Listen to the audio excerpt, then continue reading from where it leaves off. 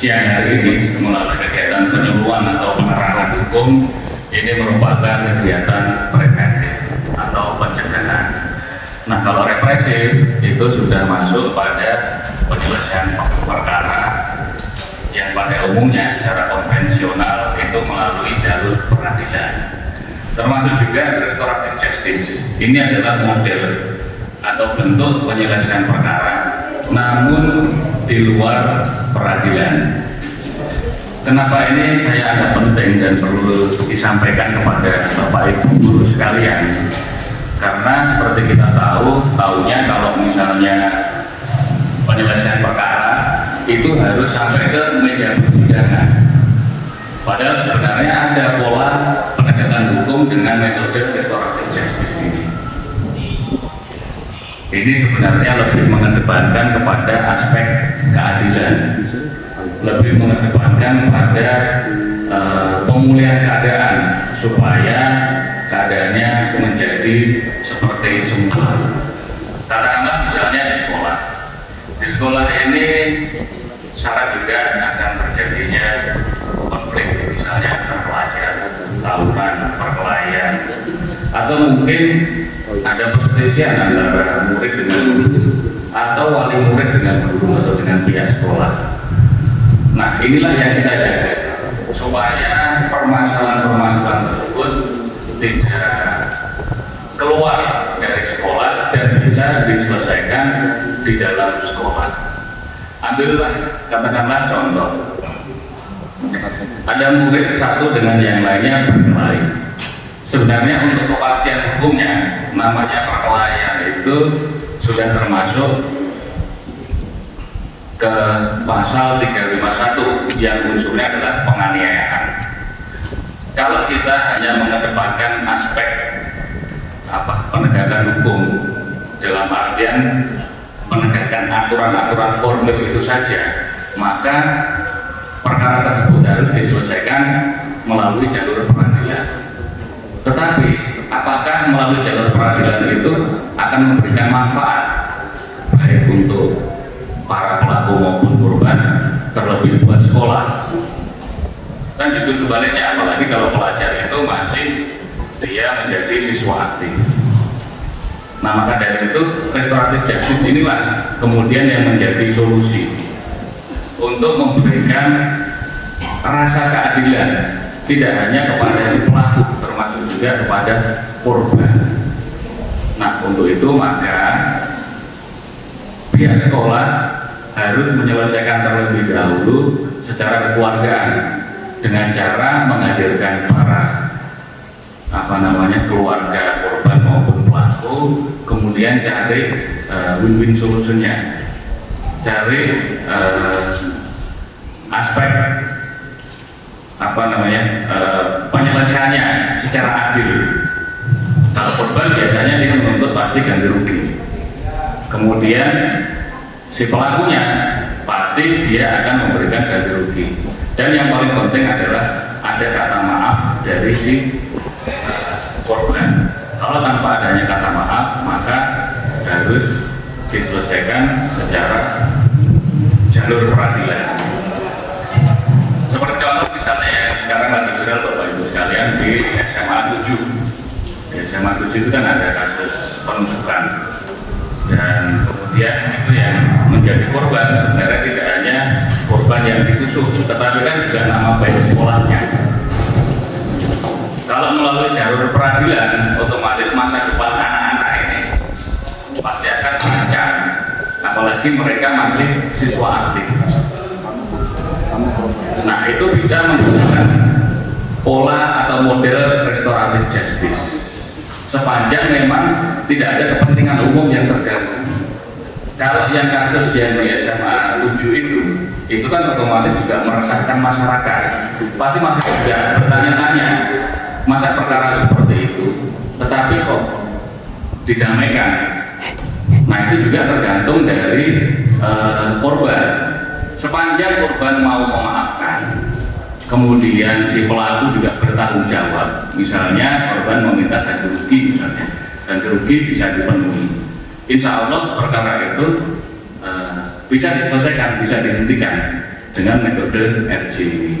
Tetapi Bapak Ibu sekalian, restoratif justice ini ada syarat-syaratnya. Yang pertama, dia bukanlah residivis atau bukan kejahatan yang diulang-ulang atau sudah pernah dihukum. Jadi dia harus pemula. Kemudian pasal yang disangkakan itu tidak boleh lebih dari 7 tahun. Misalnya kejahatan-kejahatan yang sifatnya extraordinary crime atau kejahatan-kejahatan yang luar biasa seperti korupsi, pembunuhan, perampokan, pemerkosaan dan lain-lain yang ancamannya di atas 7 tahun itu tidak bisa dilakukan restoratif justice atau maksimal 5 tahun. Jadi di atas 5 tahun itu tidak bisa dilakukan penyelesaian perkara menggunakan metode RJ ini. Nah, di sekolah ini kenapa penting? Terkadang kan tidak hanya permasalahan itu di internal, walaupun masalah itu di internal, terkadang yang dari eksternal juga supaya bisa terbuka. Nanti ujung-ujungnya ada kepentingannya pribadi. Nah, sebenarnya sekolah tidak perlu khawatir karena tidak harus perkara itu diselesaikan melalui jalur peradilan. Ternyata permasalahan itu bisa diselesaikan dengan pendekatan restoratif justice. Jadi pemulihan keadaan menjadi keadaan semua.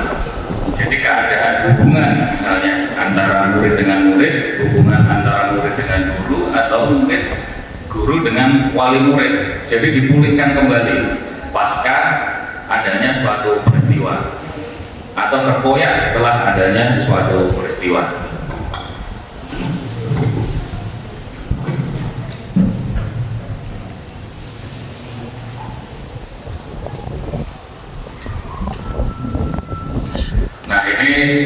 Secara konsep pemulihan keadaan yang tidak menitik beratkan pada hukuman. Saya mohon izin berdiri ya Pak Ibu. Nah, secara konsep itu sebenarnya tujuannya tidak menitik beratkan pada penghukuman. Karena apa Bapak Ibu sekalian? Selama ini kan kita berpikiran kalau proses hukum itu pasti ujung-ujungnya adalah penjara. Padahal penjara-penjara kita sekarang ini itu sudah penuh sesak di dalam. Dan orang yang dimasukkan di penjara itu sebenarnya juga kerugian bagi negara karena harus membiayai di sana. Makanya sekarang ada terobosan hukum baru. Sebenarnya selain untuk itu, di samping itu adalah untuk memberikan rasa keadilan. Dan kemudian di masyarakat atau mungkin sering kita tahu bahwa ada stigmatisasi hukum itu tajam ke bawah, tumpul ke atas. Nah, stigma itulah yang sekarang ini aparat penegak hukum khususnya kejaksaan itu ingin kita balik.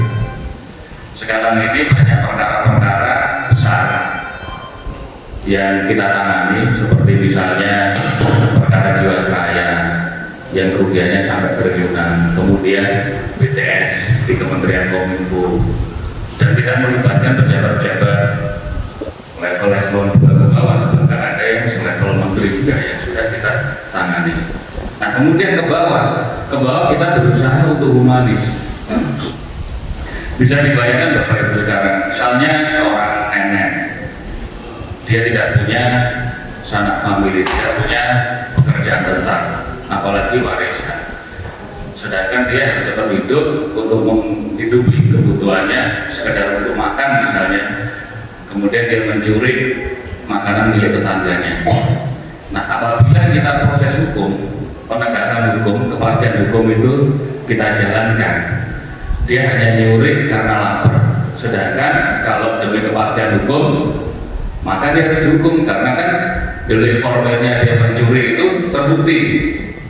Tapi rasa keadilan ini yang terusik. Harusnya kan pemerintah yang bertanggung jawab supaya yang sudah nenek-nenek kemudian tidak memiliki pekerjaan, harusnya kan pemerintah yang tanggap. Tapi karena dia tidak punya sesuatu yang dimakan, akhirnya dia menyurit mempunyai tetangganya. Nah, sehingga kita harus proses hukum. Nah, kalau kita proses hukum kemudian kita hukum penjara mungkin berapa bulan atau bahkan berapa tahun, kan tentu tidak ya memenuhi rasa keadilan. Nah itulah melalui restoratif justice inilah yang kita tawarkan, sehingga ada pola penyelesaian perkara itu tidak harus melalui jalur peradilan, tetapi bisa kita selesaikan melalui jalur-jalur kekeluargaan dengan cara menghadirkan para pihak, baik itu korban, kemudian pelaku, tokoh agama, tokoh masyarakat, termasuk juga keluarga dari pelaku maupun korban. Nah kemudian penyelesaian perkara yang melibatkan pelaku dan korban.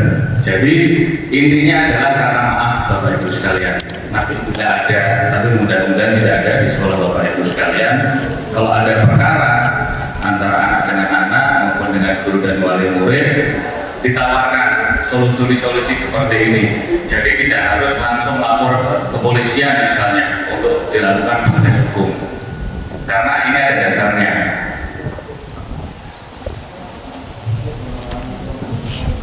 Nah tujuan daripada itu semuanya tadi sebenarnya untuk mendapatkan putusan hukum yang adil dan seimbang bagi pihak korban maupun pelaku.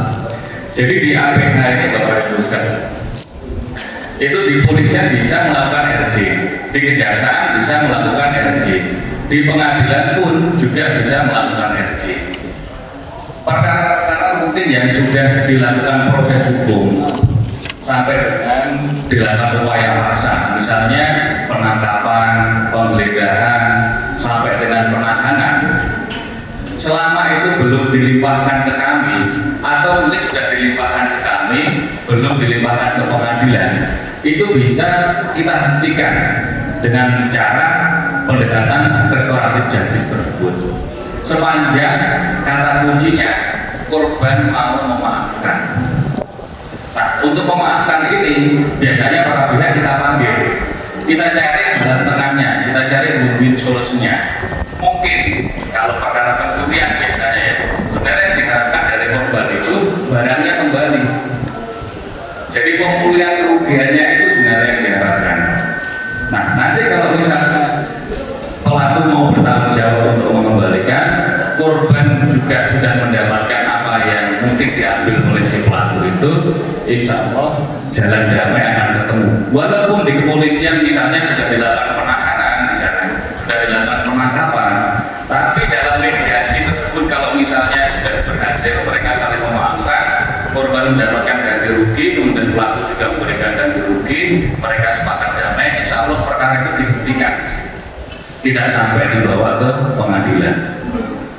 Nah, pola inilah yang dimaksud dengan restoratif justice. Nah ini dia mengedepankan pemulihan kembali dalam keadaan semula, mengembalikan pola hubungan baik dalam masyarakat. Jadi tidak hanya ganti rugi Bapak Ibu sekalian, hubungan sosial antara pelaku dan korban inilah yang harus dipulihkan supaya dia menjadi dalam keadaan semula, kembali lebih baik. Tidak hanya pencurian, misalnya dalam lingkup rumah tangga misalnya, itu kami kasus yang kita tangani KDR misalnya. Alhamdulillah kalau kita bisa mendamaikan antara suami dan istri, biasanya karena emosi sesaat ibunya melaporkan sehingga diproses hukum sampai dengan ditahan.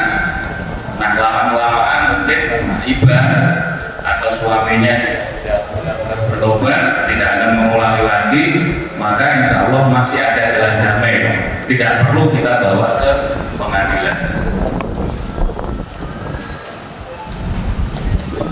Nah, apakah restoratif itu ada dasar hukumnya? Ada Bapak Ibu sekalian. Sebenarnya di KUHP itu yang namanya jaksa itu punya asas dominus litis.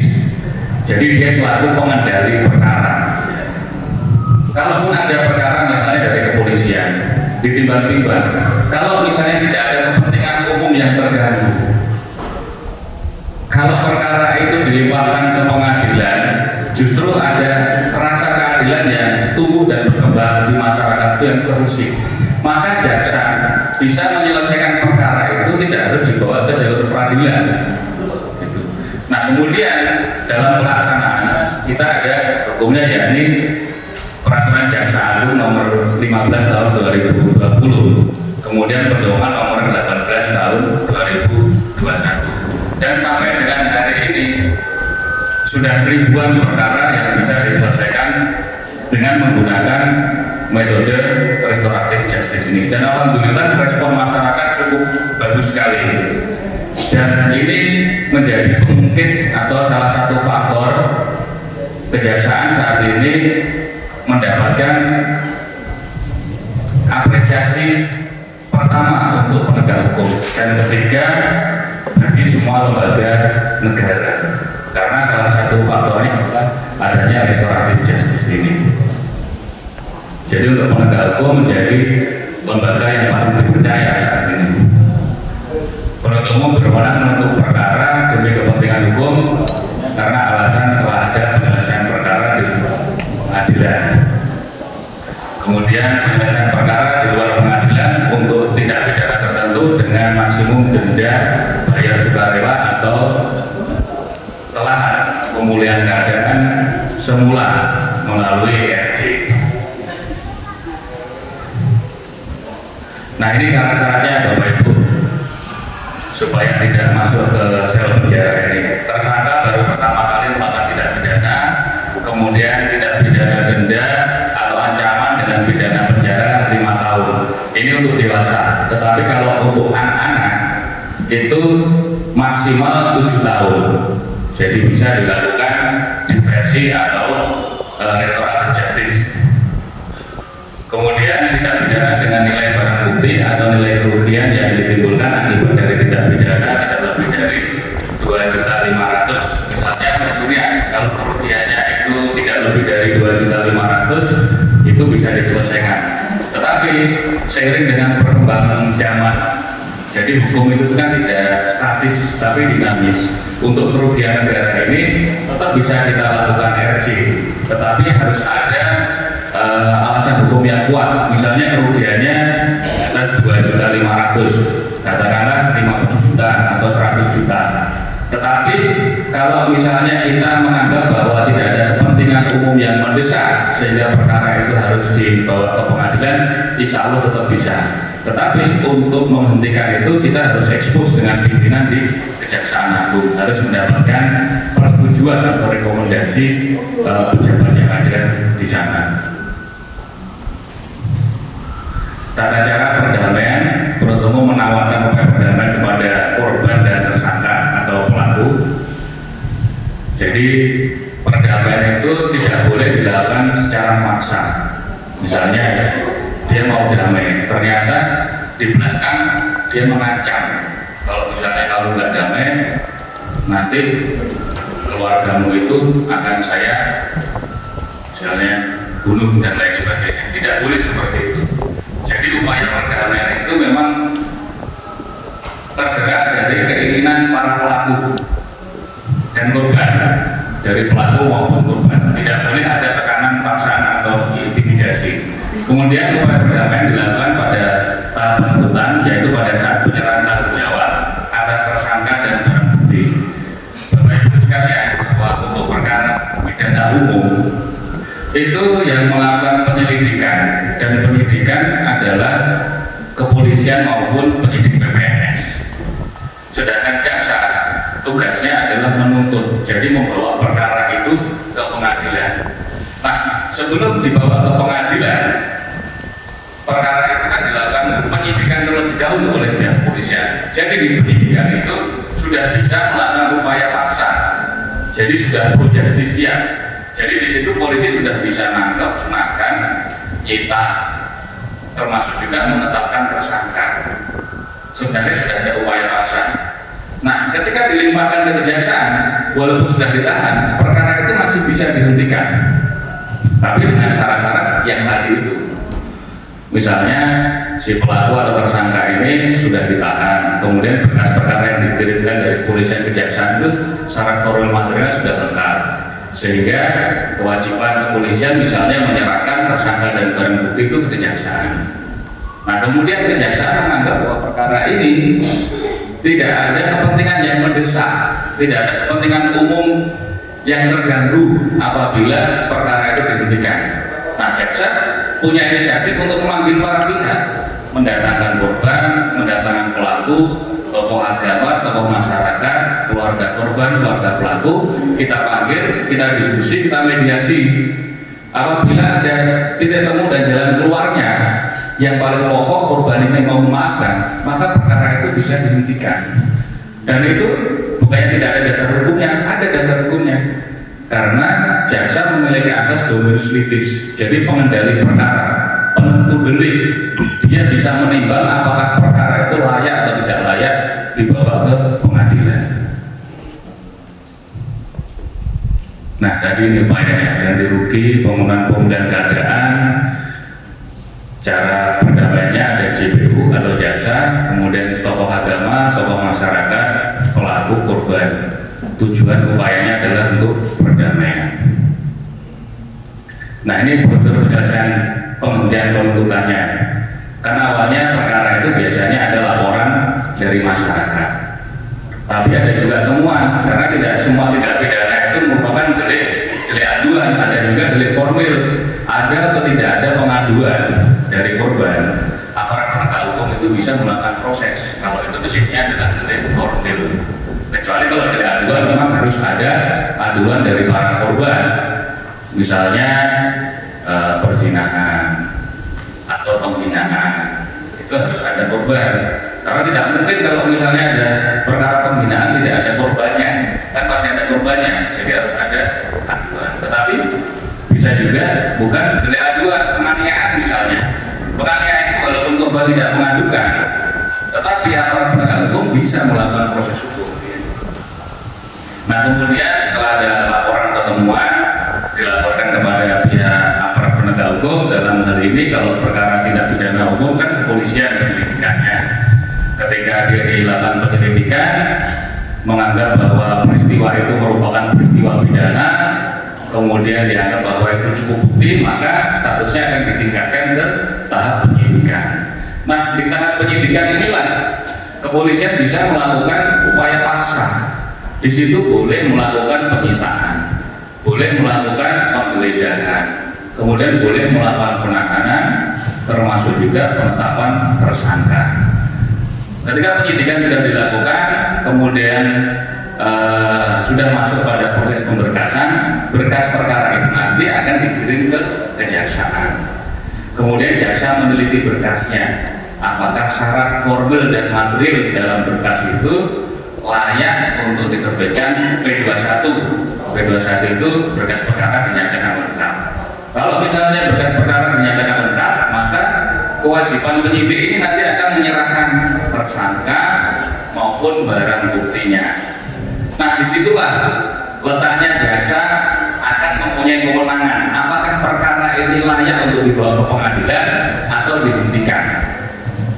Kalau misalnya menganggap bahwa perkara itu tidak ada kepentingan umum yang mendesak atau terganggu harus dibawa ke pengadilan, maka jaksa akan memanggil para pihak, baik korban maupun pelaku, disaksikan dengan keluarga korban dan keluarga tersangka.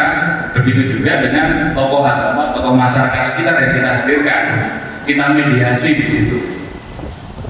Apa keinginan dari korban? Itu dulu yang kita tanyakan. Misalnya keinginan dari korban nggak bisa, harus proses hukum ini, harus sampai pengadilan. Nah, dari pihak tersangka, dia harus berusaha bagaimana caranya supaya korban ini tidak ngotot untuk perkara itu dibawa ke pengadilan. Caranya bagaimana? Kita tanya dulu, pemulihan haknya seperti apa, pemulihan keadaannya seperti apa. Kalau misalnya perkara pencurian, atau katakanlah kalau pencurian jelas ganti, penganiayaan misalnya, korban ini mau untuk berdamai sepanjang luka yang diderita tadi itu kan dia berobat ke puskesmas atau rumah sakit, itulah yang harus diganti. Kemudian tidak bisa sekolah dia selama sekian hari, dia minta ganti rugi. Kalau misalnya dengan ganti rugi kemudian korban ini mau maafkan, disitulah poinnya, perkara itu bisa dilakukan penghentian. Walaupun di polisian sudah dilakukan penahanan, penangkapan, penyitaan, statusnya sudah tersangka, ketika dilimpahkan ke kami bisa menghentikan perkara itu demi kepentingan umum dan demi rasa keadilan. Nah, kemudian apabila perkara itu sudah dihentikan, sudah damai, maka kita akan menerbitkan namanya SKP 2 atau surat ketetapan penghentian penuntutan. Selesai. Apabila nanti si pelaku ternyata di kemudian melakukan perbuatan yang sama, misalnya kemarin nyuri sudah dihentikan, terus perkaranya ternyata dia nyuri lagi, sudah tidak bisa kita lakukan RJ lagi karena dia sudah tidak memenuhi syarat RJ, yakni bukan pelaku pemula, tetapi sudah kita anggap sebagai kejahatan yang diulang atau residivis. Nah, demikian barangkali Bapak Ibu sekalian, kalau misalnya hanya dari saya saja, mungkin Bapak Ibu mungkin kurang bisa diskusi interaktifnya, kurang kurang bisa mengena. Barangkali nanti kita bisa dialog atau tanya jawab saja.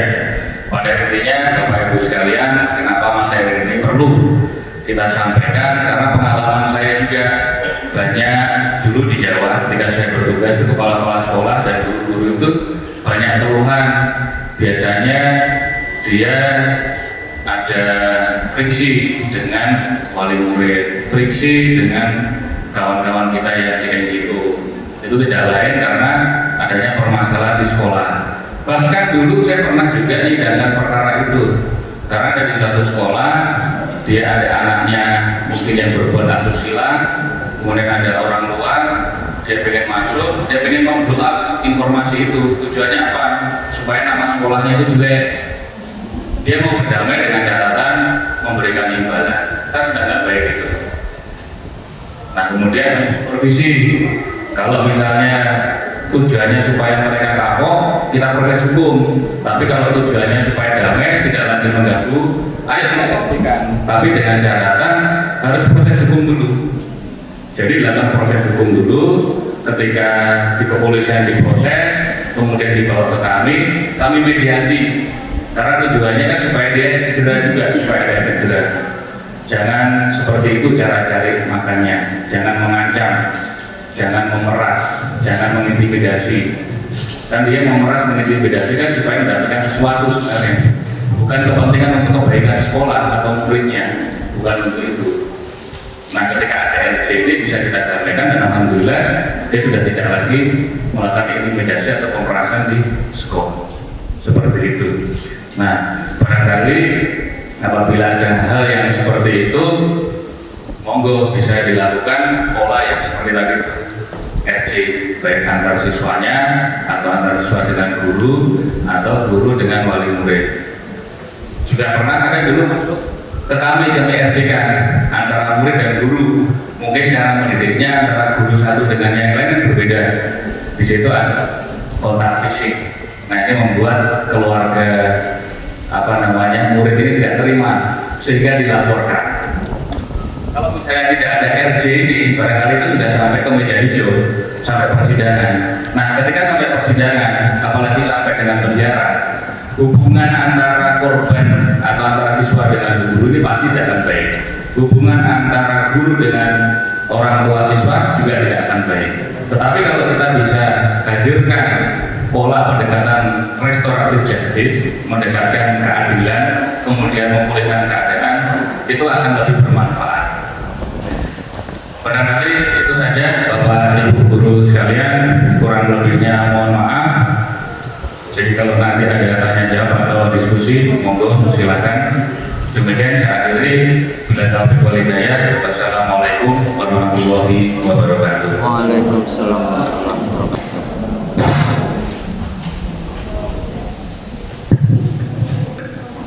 Terima kasih Bapak atas penjelasan yang sudah diberikan. Bapak Ibu, kalau mungkin ada yang perlu kita diskusikan, sharing atau ada hal-hal yang perlu disampaikan, kami persilakan.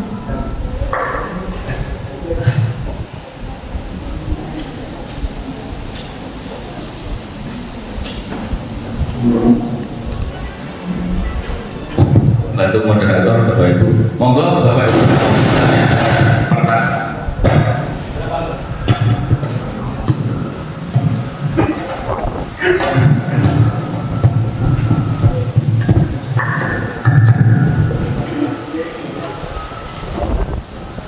Assalamualaikum warahmatullahi wabarakatuh. Waalaikumsalam. Terima kasih atas waktu yang diberikan. Ada beberapa hal yang perlu saya tanyakan Bapak Ibu. Izin ya, mungkin Bapak Ibu. Tidak ada yang sambil mungkin menyiapkan pertanyaan, saya jawab dulu dari pertanyaannya Bapak Sumitro dari SMA atau SMA 1 Bapak ya. Pertama, pertanyaannya bagaimana supaya tidak terjadi pelanggaran hukum di sekolah dan cara mensiasatinya, terutama pelanggaran hukum yang dilakukan oleh siswa mungkin Bapak ya, siswa-siswinya. Memang kalau kita bicara penegakan hukum ya tadi itu Pak, ada dua cara. Satu, preventif atau pencegahan, kemudian kedua adalah represif. Represif itu ya penindakan. Begitu juga dengan sekolah. Biasanya kalau di sekolah kan juga ada aturan-aturannya tersendiri. Karena kalau kita bicara terkait hukum, hukum itu juga isinya kan terkait dengan aturan atau norma. Kemudian isinya juga terkait larangan, berikut sanksinya. Nah di sekolah saya yakin juga memiliki aturan-aturan untuk siswanya, misalnya jam masuk belajar, kemudian jam pulang belajar, kalau dia melanggar itu nanti sanksinya seperti apa itu sekolah punya. Tetapi kalau di kami di aparat penegak hukum, tentu kalau misalnya dia melanggar ketentuan perundang-undangan, misalnya KUHP, kalau itu penganiayaan, ya otomatis ada sanksi pidananya sebagaimana dimaksud dalam pasal 351 KUHP penganiayaan. Kalau misalnya tawuran 170 terkait dengan pengeroyokan. Nah, bagaimana cara mensiasati? Ya tadi Pak ada dua metode. Yang pertama adalah pembinaan atau pencegahan. Kalau pembinaan misalnya melalui guru BK ya kalau salah di sekolah itu. Terus kemudian kalau tidak bisa dibina, ya otomatis aturan harus ditegakkan supaya ada efek jerahnya sampai dengan skorsing kalau nggak salah ya. Kalau misalnya dia melakukan pelanggaran berat seperti itu. Tetapi kalau khusus dia mengarah ke perbuatan pidana seperti tadi Pak, ada melalui jalur peradilan. Kalau dirasa memang perbuatannya itu sangat meresahkan, bahkan kepentingan umum pun bisa terganggu. Kalau misalnya itu memang harus dibawa ke ranah hukum Pak, daripada nanti satu orang ini bisa merusak banyak orang, silahkan monggo. Tetapi kalau tujuannya hanya supaya ada efek jerah bagi si pelaku saja, supaya tidak menjadi presiden bagi siswa yang lainnya, dilakukan mediasi dengan cara restoratif justice tadi, monggo. Restoratif justice sebenarnya sebelum masuk ke ranah penegak hukum juga bisa dilakukan oleh sekolah, namanya upaya kekeluargaan tadi itu. Tapi kalau misalnya terpaksa harus dibawa ke ranah hukum, misalnya sudah dilaporkan ke kepolisian, di kepolisian sudah diproses, sudah ditahan misalnya Pak, kemudian Bapak Ibu dan anaknya juga sudah tobat, benar-benar tobat, nggak mau mengulangi lagi. Kalau masih menginginkan perkara itu selesai di situ, karena juga masih memikirkan masa depannya anak ini. Kalau anak ini kalau misalnya sekolah aktif kemudian terkena proses hukum kan dia susah cari kerja, karena catatan di kepolisian kan dan SKCK-nya nggak akan diterbitkan itu. Akhirnya dilakukan dengan metode RJ. Monggo silakan. Jadi ya caranya tetap ada dua Pak, pembinaan dan penindakan. Kalau tidak bisa dibina ya ditindak. Kemudian ada tindakan-tindakan kecil misalnya yang dilakukan oleh Bapak Ibu guru, akhirnya dilaporkan masuk ranah hukum. Nah inilah pentingnya Bapak Ibu pertemuan kali ini. Jadi ya memang kalau menurut saya harus diselesaikan dulu di internal sekolah. Harus dipanggil dulu para pihak yang mungkin berselisih, misalnya antara guru dengan muridnya. Tetapi memang kalau bisa Bapak Ibu sekalian ya disarankan supaya tidak ada kontak fisik, karena mungkin itu juga kan tidak ada di dalam kurikulum Bapak ya. Karena yang memicu biasanya keluarganya atau orang tuanya tidak terima karena ada kontak fisik itu, atau mungkin kata-kata yang sifatnya satu penghinaan, penistaan, caci maki, menghujat, atau buat bohong misalnya. Jangan sampai itu keluar, karena jadi modal mereka untuk melaporkan. Misalnya menghina dengan kata-kata kotor itu sudah masuk ke ranah hukum pasal 310 atau 311. Jadi dihindari sebisa mungkin, jangan sampai ada tadi itu memfitnah, menghina, kemudian berkata-kata kotor misalnya, itu sudah masuk ke penghinaan.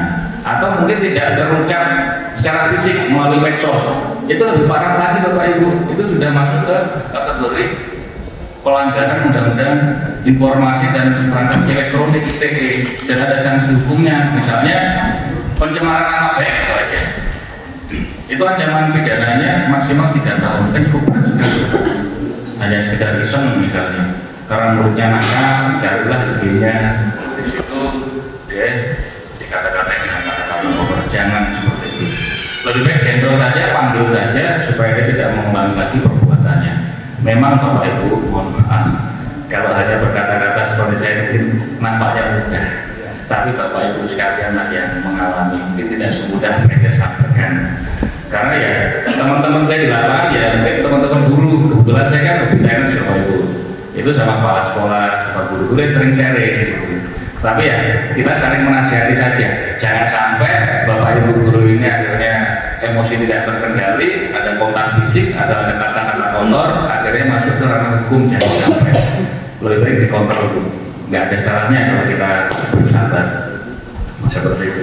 Kemudian masalah utang piutang. Utang piutang ini Bapak sebenarnya itu terkait masalah keperdataan. Perdata itu hubungan person dengan person. Tetapi kalau di situ nanti mengandung unsur rangkaian kebohongan, kemudian kebohongannya itu dituangkan dalam surat tertulis, seperti misalnya kwitansi. Saya pinjam uangnya dong, nanti uangnya ini saya pakai untuk ibu saya berobat di rumah sakit. Nanti dalam jangka waktu sebulan saya kembalikan.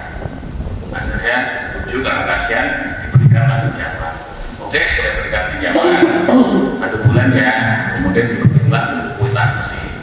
Ternyata setelah 1 bulan tidak diberikan, Bapak punya kwitansi komitmen dia akan mengembalikan 1 bulan, berikut ada jumlahnya. Dan Bapak kemudian tahu bahwa uang yang dipinjam itu ternyata misalnya yang akhirnya untuk berobat orang tuanya, ternyata tidak berguna untuk berobat, pakai untuk yang lainnya, beli barang konsumtif atau bahkan mungkin menuju di online. Itu bisa, karena dia ternyata berbohong. Bohong satu, dia katanya untuk ibunya berobat. Kan karena kata berobat inilah atau untuk ibunya karena sakit, nah kan kita ibadah biasanya. Akhirnya tergerak kita untuk meminjamkan. Ternyata tidak dipakai untuk berobat, untuk konsumtif misalnya, kebutuhan lain. Dan ternyata dia juga ingkar janji 1 bulan harusnya kembalikan sesuai dengan kwitansi, ternyata dia kembalikan. Itu sudah masuk ke ranah pidana. Ketika masuk ke ranah pidana, otomatis kalau itu masuknya penggelapan atau penipuan, APH yang punya kewenangan untuk itu untuk melakukan penyelidikan dan penyidikan adalah kepolisian. Jadi bisa dilaporkan ke polisi untuk dilakukan proses. Kalau bukti-buktinya kuat, alat buktinya cukup, nah nanti bisa dilimpahkan ke kejaksaan, ke kami, sampai dengan dilimpahkan ke pengadilan. Nah, metode RJ ini tadi bisa Bapak pakai.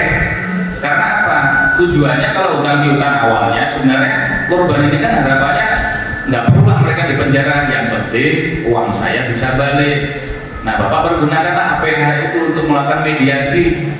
Tapi kalau justru APH-nya memeras, jangan mau, laporkan saja APH-nya. Yang harusnya dia memediasi malah minta bagian, jangan sampai seperti itu, malah rugi nanti Pak. Tidak dipungut biaya karena mereka bekerja kan sudah ada gaji dari negara.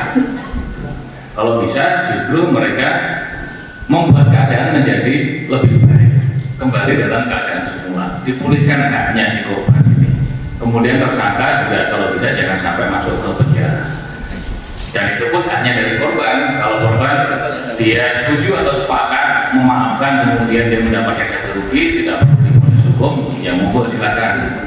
Tapi kalau tidak dapat ganti rugi, dia juga tidak mau meminta maaf, silakan diproses ke jalur hukum sampai ke peradilan. Itu hanya dari si korban. Nah, barangkali itu Bapak pertanyaannya tadi. 3 pertanyaan sudah kami berusaha untuk menjawab. Barangkali ada yang lain Bapak Ibu? Terima kasih saya sampaikan kepada narasumber memberikan waktu. Ada penjelasan tadi saya menyimak sekilas tadi Pak, ini satu tujuan untuk guru supaya teredukasi tentang hukum. Saya pikir ini sangat bagus dan kami juga bisa memahami secara baik untuk protek diri gitu kan. Tapi alhamdulillah selama ini dengan adanya sistem undang-undang yang baru diterbitkan dalam Undang-Undang Sistem Pendidikan Nasional, hampir tidak pernah lagi terjadi seperti itu. Kalau ada hanya segelintir kasuistik aja. Karena ini tarikan atau korelasi antara hukum dan pendidikan. Sekarang pendidikan yang mewajibkan kita wajar 12 tahun, Pak. Jadi mohon maaf, hampir semua guru tidak ada lagi tindakan seperti itu. Karena ancamannya berat, Pak, sedikit kita pidana yang akan main di situ. Sehingga sekarang mohon maaf nih Pak ya, guru sekarang juga mengajari juga agak beban, mohon maaf ya. Karena ya nilai tidak boleh rendah begitu, mohon maaf. Kita bertindak lebih tegas kepada siswa, siswi itu tidak bisa. Ada kutip ya Pak ya.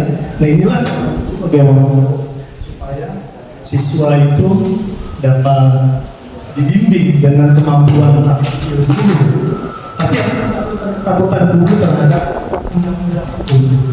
bila melakukan ya hampir saja menjemur itu nggak boleh Pak. Fisik push up itu juga nggak boleh kita lakukan. Jadi ada persuasif, tetapi ya masih ada oknum-oknum siswa yang agak ya boleh dikatakan perlu pembimbingan khusus gitu. Nah, cuman ini aja Pak, karena ini tadi, karena pendidikan kita yang tidak boleh itu, sehingga guru tidak banyak berbuat banyak ya. Ada siswa yang melakukan kesalahan ya kita bimbing seperti tanda kutip seadanya nih. Kekhawatiran kita itu. Nah, begini Pak, khusus lagi kepada guru mungkin nanti bisa menjadi catatan agar guru itu mendapatkan porsi di dalam pendidikan, tentu tidak berlebihan. Nah, yang ini juga ingin saya sampaikan Pak, kalau sistem pendidikan di sekolah umumnya alhamdulillah bagus Pak secara umum, secara general. Cuman ini ingin saya sampaikan kepada Bapak juga catatan yang sangat penting Pak. Saya secara pribadi dan atas nama wali santri yang ada di Tanah Laut ini memohon Pak, pondok pesantren ini masih melakukan tindakan-tindakan perpeloncoan terhadap santri. Mereka jemur di saat ini musim kemarau. Mereka push up itu santri di mana kita tidak bisa mengawasi anak-anak kami di sana. Ini sangat berbahaya Pak. Tolong juga nanti sosialisasi hukum terpadu ini bisa masuk ke pondok pesantren Pak. Di Tanah Laut ada di Pelihari itu. Itu sangat berbahaya Pak Kisi. Anak-anak kita yang di pondok pesantren itu kan benar-benar ingin menggali ilmu agama Pak. Dengan dalih mereka mengatakan mengetes mental, supaya mentalnya baik. Jangan dites lagi mentalnya Pak. Mereka berpisah kepada orang tua itu mentalnya sudah luar biasa gitu. Ini sekarang dijemur. Baru terjadi kemarin, sehingga wali santri harus lapor kemana gitu. Itu penting Pak pada pesantren Pak. Masih ada push up mereka lakukan, kemudian ada jemur di lapangan. Untuk Bapak Ibu untuk mengisi administrasi absensi kehadiran ya Bapak Ibu ya yang dari kita dinas pendidikan. Mungkin teknisnya maju satu-satu aja tadi Pak dipanggil katanya Pak. Jadi Bu Aine maju satu-satu nanti ketemu Ibu Rika sekaligus menyelesaikan administrasi. Terima kasih. Assalamualaikum warahmatullahi wabarakatuh.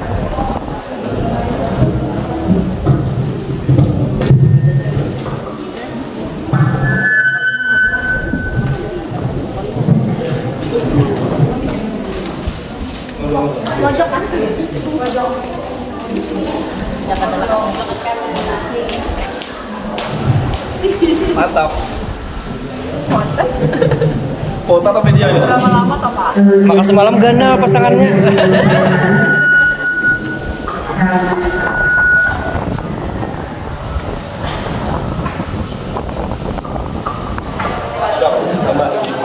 SRD Kopi Pak. Ibu Julia, saya Mary Yulianti sama Tante Suzuki.